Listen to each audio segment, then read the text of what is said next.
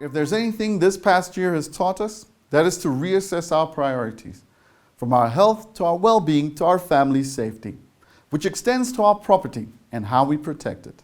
I speak to the CEO of Fire Ops SA. Well, it was since the middle of the last decade that we realized that fire services in general were declining in service delivery standards, but more so in Johannesburg for whatever reason. And I decided to pick up that slack by virtue of a private offering, and it's been going well so far. You know, I founded the company in July of 2017.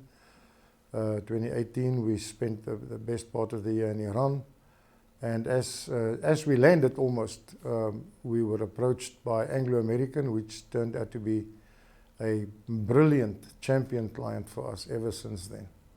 Now, what's changed in the emergency service industry that's given rise to Fire Ops becoming the #1 go-to emergency service provider? I think there's a lot of political issues with it in the first instance, which I don't have the capacity nor the knowledge to interpret.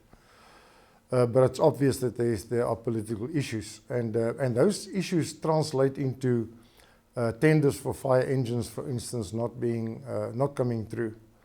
And if you don't have the hardware, then of course you lose faith in your own systems, and so then you have a demoralizing of staff. And when the staff demoralize, then one thing leads to another, and eventually you sit with something that you simply cannot manage or contain. And that's what happened to Joburg Fire Department. Now, Fire Ops is experiencing lots of growth within Joburg. How are you taking this to market for both residential areas and the insurance industry? Residential has taken an interesting turn. We've never advertised anything. We've delivered a service. What we've done is we decided to go very strong on our social responsibility. So we attend a great number of incidents that are not income generating at all.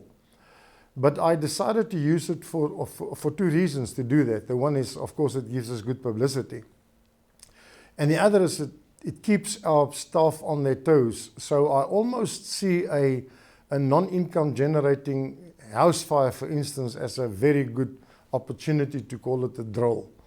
And so that's really a practice run for us, and that helps us to improve our delivery and our standard. And we've got a slogan that says, let's just be better than what we were yesterday. We're not measuring us against anything or anyone else. We're measuring us against who we were the day before. And for the insurance industry? The insurance industry is slow on the uptake in that. Although, yes, the benefit is that when we have a structural fire, we bill the homeowner or the landowner, and they pass it on to the insurer. And in 3 years, we've never had a claim refuted as far as the fire claim is concerned, because we remain fair in all of it. Of course, the ideal would be, and we have had approaches that the insurers should actually see this as what is known as a VAP, a value-added product, and just add it on as a service to a policy. So there's a strong move at the moment towards that, and I'm sure we'll see some great things coming in the near future. It's obviously to the advantage of the insurer to have a service like us to protect their assets. Because you're looking at two different levels of protection. The one is life safety, which obviously comes first. But once the building has been evacuated, then after that you're looking at protecting the structure, protecting the business that's contained in that structure, and looking after business continuity. So there's a whole lot of reasons that the insurers should be interested in what we're doing.